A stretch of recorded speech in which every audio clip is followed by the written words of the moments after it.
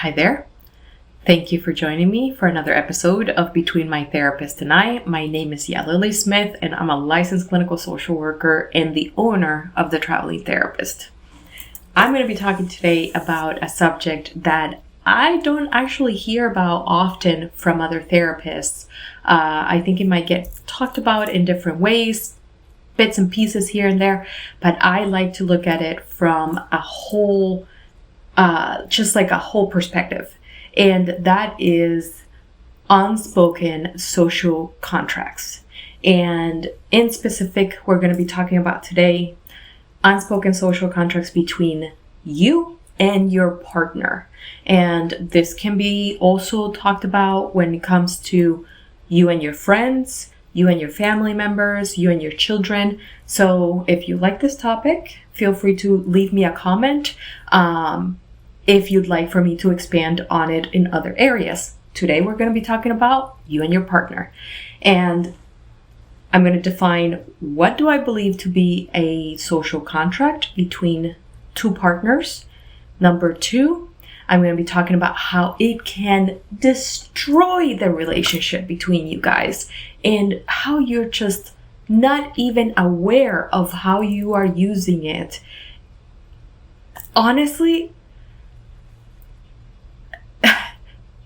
most people have no clue that they're actually doing this, but it is an Achilles heel for most relationships, and it really can be so destructive. I think it has to be talked about. So I'm going to give you those tips. I'm going to give you the definition, and then finally at the end, don't feel bad, because yes, you will hear some hard truths. But then I'm going to give you some ideas on how you can turn things around and how you can actually improve the relationship. So don't feel bad.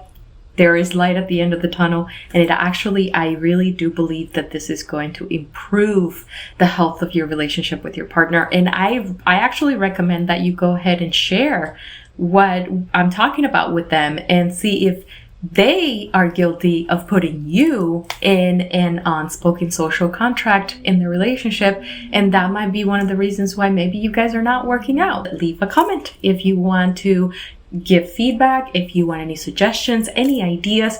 I'm not really here to make money on YouTube. I'm not a YouTuber. I'm not an influencer. I'm a business owner, and I have a huge passion and a love for mental health. And what I really want to accomplish with these videos is to just give back to you guys just a little bit more support, a little bit more insight into how you can make your life better. So if you have topics that are mental health topics, that are personal growth topics, that you're just like, Lily, like, I could really use a little bit of extra help, tips, tricks, suggestions on this particular area of my life, I would love to help, and happy to do it. So let's jump right in. Okay, social contract, specifically between a couple. I'm going to talk about your side of the relationship. Mind you, when I do this, I am 70%, I want to say 60-70% sure that when I'm doing this, even though I'm talking about you, your partner is probably guilty as well. So don't be afraid to share this with them. I'm telling you. So, okay. Whenever you start a relationship, it's going to be in one of two ways. Either you have come from a background where you have a list in mind of things that you expect from your next partner. You've been divorced before, maybe you had long-term relationships before, maybe you've been burned before, and you have a list in mind of things that are yes, no's, and somewhere maybes that you are looking for in your partner, okay? Then, possibility number two, so that's possibility number one. Past history, you've already got a list. Possibility number two is you started a relationship, you don't really have a whole lot of expectations, but the expectations develop quickly after you start the relationship. That's also a place where you can start a social contract. Either one, whatever your situation is, that list, that template that you have in your mind that will most likely never be talked about out loud is the social contract. And when I say you and your partner fall into that, is when you, in your mind, assign this list of expectations to your partner without holding them, without essentially sharing with them that you have done this, that you expect this, and if they don't do it, that it will be the end of the relationship. So the list of expectations is the social contract. Some ideas of what a social contract might look like. You start the relationship. You've been together for a couple months. You've already been intimate. They really check all the boxes. And some of the boxes that we're talking about may be he's attractive. That's just assuming. Let's say male. He's attractive. He makes good money. He is independent, has a decent car. He's thoughtful. He's caring. He's funny. He gives you time. He takes you out on dates. He remembers your anniversaries, and he remembers the names of your family members. He's good in bed. He is a good kisser. He's a hard worker. So these are some of the check boxes that you might be looking for. Okay. Now, because a lot of these check boxes essentially check themselves, you would turn around and you would be like, yeah, Lily, come on. Like, I can see if a person is attractive. I can see if if a person is a nice person, or if they're kind. I can see if they're going to give me quality time, because we've been together for 2 months and he has been giving me quality time. And I'm going to tell you this right now. Whatever you can see in the first 3 months is not something that you should take as 100% proof that that person is exactly like that. Because we're talking about the honeymoon phase. And when you build a contract, a social, emotional contract with your partner during the honeymoon phase, it is almost always riddled with emotion and feeling, and most of the time you're looking at things with rose-colored glasses, and most of the time you are not really objectively assessing your partner. You are hoping that they check the boxes way more than not hoping that they'll check the boxes. You're not looking for somebody not to be good enough for you. You're looking for that person to be good enough for you. So I'm telling you, first 3 months, you're building this contract in your mind. You're looking for this person to check the boxes. They will almost always check the boxes. That does not guarantee that this is the person that you're going to be with for the rest of your life, because they're trying to be the perfect person for you because they want to be picked. And you're trying to make them into the perfect person for you because you want to pick them, because you like them. So, first 3 months, they've checked all the boxes. It seems just flawless. It's so natural. Of course they want to be in a relationship with you. Of course they want to just give you all that time and take you out on dates. And it's a beautiful thing. And you think, I found the one. And they say, I love you. And you say, I love you back. And there's flowers and it's magical. And then the honeymoon phase ends. And that contract has been signed, sealed, and delivered. And you have created in your mind this idea of your partner based on these check boxes. And the honeymoon phase goes, and then now it's time to really meet who your partner really is. And this is where having this strict set of expectations for them really comes back and to haunt the relationship. The first, when you have expectations for your partner that you did not communicate to them that this is what I expect from the relationship, this is how serious I am about this expectation, and this is what's going to happen if I don't get what I need. Meaning the end of the relationship, or less commitment, can't move in together, can't get married, can't have children, etc., etc. If that has not been actually communicated, honeymoon phase is over. Moving on. The expectations are there. The other person probably clueless about them. You clueless about all the things that you're expecting of them. You're just thinking, well, this is who they are. It's not expectations. I'm just looking at my partner. This is who they've always acted like. So aren't they like this? You jump into restricting the growth of the relationship, because I can guarantee you, you are not the same person today that you were a year ago. Definitely not the same person that you were 5 years ago, and definitely not the same person you were 10 years ago. But when you set these list of expectations of your partner, if they deviate out of the list of expectations, let's say the first 3 months, quality time was wonderful. They loved spending time with you. And now it's been a year since you guys have been dating. You've moved in together. You've gotten serious with each other. You've committed to each other.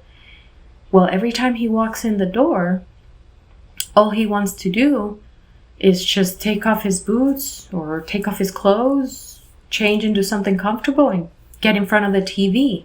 He doesn't even want to say hi. He doesn't even want to spend time with me. How has he changed? Because people change. And this person is not the same person he was when he was trying to win you over. And he's not going to be the same person 5 years from now. And he's not going to be the same person 10 years from now. Even if you thought they were attractive when you first met them, there's a very good chance that a year from now, maybe he gained weight. Maybe you gained weight and he was expecting you to be the same slim figure that you were before. You know, in every single way, people can change. But when you essentially trap the relationship into a contract, and everything that happens around the relationship is based on this list of expectations that are not communicated, that are not regularly revised and regularly checked and changed and crossed out and replaced with newer versions of what you need from your partner, you are stunting the growth of the relationship. Your partner is not the same person today that they were 3 months ago, a year ago, 5 years ago. You are not the same person you were 3 months, a year, or 5 years ago. So you have to understand, having a rigid set of expectations for your partner stunts the growth and advancement of the relationship. Number 2. All right. Yes. What happens when this growth of the relationship is stunted? A lot of frustration. So all of a sudden now you're going to find yourself in what is a transactionally based relationship. Basically, you're going to be thinking all the time, you did not check this box. And we've talked about it and talked about it and talked about it. And you have not changed to fit my expectation. So because you haven't checked this box, guess what? Now I don't give to you what I used to. Perfect example. Let's say that you guys have birthdays on the same month or close to each other, or maybe there's a birthday and a holiday, etc., etc. Well, he didn't want to celebrate your birthday. Okay. He didn't want to celebrate my birthday. He knows how important my birthday is, and he did not put in the effort to celebrate my birthday. And he knows that that's something that's important to me. Okay, fine. Let's say Father's Day comes around. Crickets, crickets, crickets. He comes to you. Are we doing anything for Father's Day? Why? Why would I do anything for you for Father's Day? You didn't even remember my birthday. Do you deserve something for Father's Day? I don't think so. If you wanted me to do something for Father's Day, you should have told me. Because apparently that's how we do it now. I have to figure it out. I have to figure out my own birthday. I have to make my own plans. Well, you have to make your own plans for Father's Day, and maybe I will be there. Maybe. I'm not sure. No promises. Transactional. Their relationship just became quid pro quo. You didn't check my box, so I won't check your box. You are not thoughtful, so I'm not going to be thoughtful. And it's the same thing in all sorts of other areas. Well, you didn't get me what I wanted, so why do I have to give you what you want? You never do this for me. Why do I have to do it for you? Transactional. That comes from feeling like your expectations and your needs are not being met. That comes from a social contract where the check boxes are not being checked on a regular basis. Okay, number 3. Ooh, how do you know that you've developed a social contract for your partner?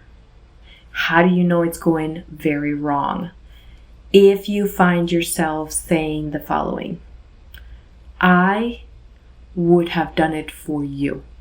Or if you find yourself saying the following: I always do this for you. You never do it for me. That is your marker that you are currently holding your partner accountable for checking certain boxes, meeting certain expectations that you have set on them, dependent on how you are as a person. I know, trippy. All right, number 4. Yes, last thing. Okay. This is the final thing that happens whenever a social contract goes awry and whenever a relationship starts to suffer from a social contract that does not work. The person that you're with is going to start to feel like they can never do anything wrong. I should say.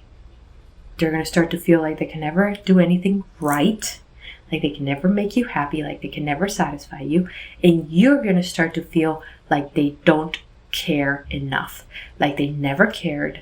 Like they see you frustrated, they see you disappointed, they see you continuously repeating back to them the list of expectations, and they're not fulfilling it.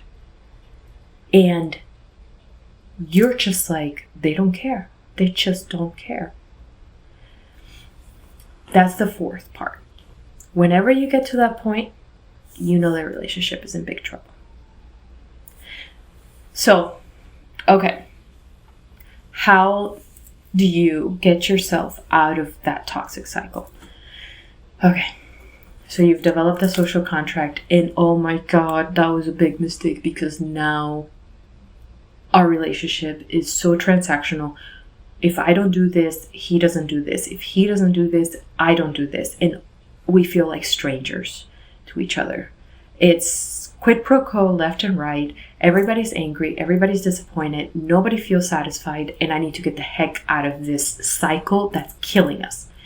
All right. 2 suggestions. Suggestion number 1. when you think of the things that you continuously repeat back to your partner, do they sound like expectations that are real to them?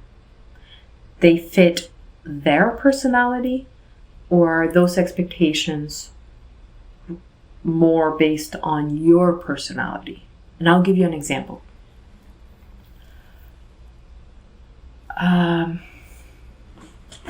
Okay, this is actually from somebody that I worked with that big time social contract problems here. Okay, example. The husband he feels like he's a very giving person. He's actually very nurturing, very empathetic. He is someone that he considers himself just very thoughtful and very helpful to his family. When we talked about how frustrated he was over the fact that he did not feel like his wife reciprocated back to him how thoughtful he is. So she was not thoughtful towards him. She did not go out of her way to make him feel better when he had a bad day, or nurture him, or pamper him, etc., etc. Instead, emotionally, she was very detached and very cold. When he would share his disappointment and his frustration with me, I would take him back and ask, can you please tell me a time? And I knew her, so I knew what the answer should be, because I knew both of them. Can you take me back to a time in your relationship where you have ever seen her be soft and empathetic and sweet and cuddly and just close with anybody? Ever.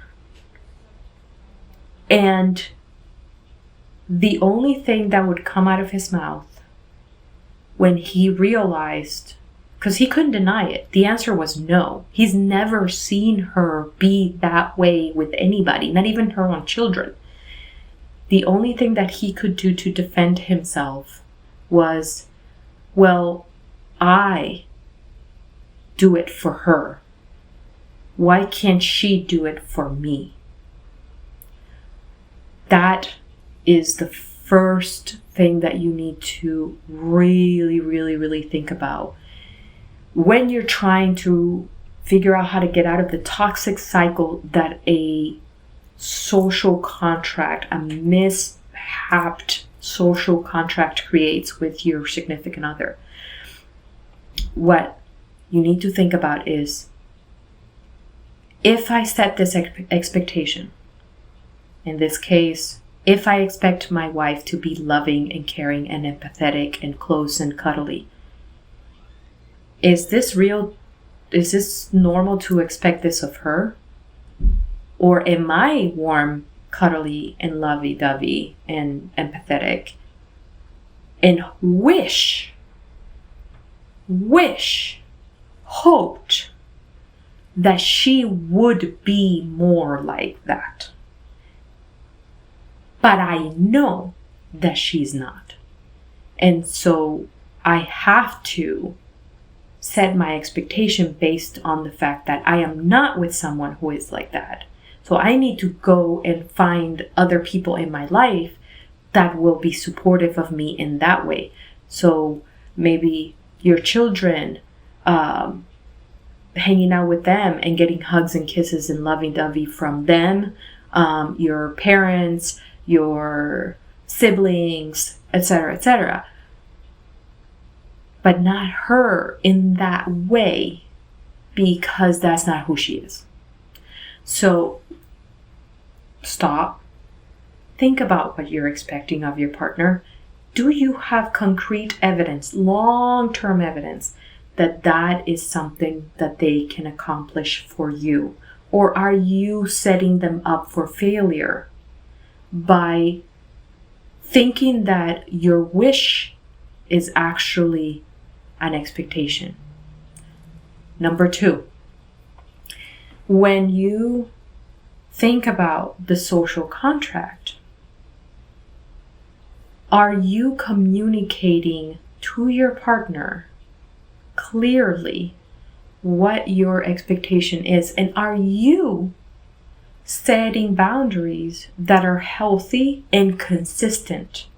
So if you have thought about the relationship, and let's say you followed step number 1, you thought about the relationship and you're like, you know what? The truth is that I have been expecting him to be all of these things, and yeah, he was that, the first couple of months of the relationship, but it's been 5 years, and honestly, the only times that I ever see him do that is whenever we get into fights and I threaten to leave. And I know that that's not genuine. I know he's just trying to pacify me because he goes right back to being the same way again. So you thought about the contract, you thought about your expectations, you've looked at it, you've started to think of it more objectively, and you've narrowed down exactly what you feel is more appropriate to expect of your partner as you know them in this moment.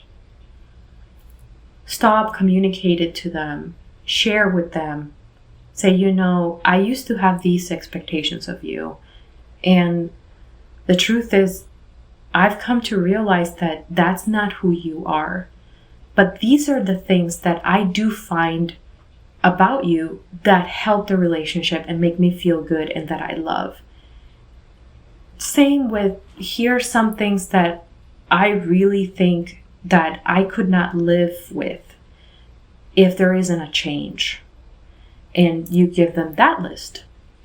And then part 2B is take the contract and make it extremely flexible, extremely adaptable, because your expectations of your partner should be changing regularly. They should change depending on situations of life. They should change depending on how long you've been together, whether children come and go, whether there's illnesses, whether there's grief, whether there's the loss of a job. Take your contract and make it literally like it's rubber. It has to be extremely flexible. Those check boxes, take the ones that absolutely have to remain. The rest, let them be very flexible. And on the ones that absolutely have to remain, keep in mind you have to work on those just as hard as he does. So you too need to work on maintaining those expectations by letting them know whenever they're doing it. Like, something that is a make or break for me, let's say that you're talking to your partner and you say, something that is a make or break for me is I need communication. I know that it's hard for you to really get in depth when it comes to us sitting down. I know you don't really like to get all open up and share all your deep dark secrets. And you know what? And I get it. We're not going to be girlfriends. We're not going to be sitting around eating popcorn and doing our nails and telling each other all of our deep down secrets. I've come to realize that that's not who you are as a person. And I've come to accept that. And I'm okay with that. But the one thing that I'm not okay with is for us to go days on end without talking, without just having a good conversation. So I'm going to set us aside some ideas.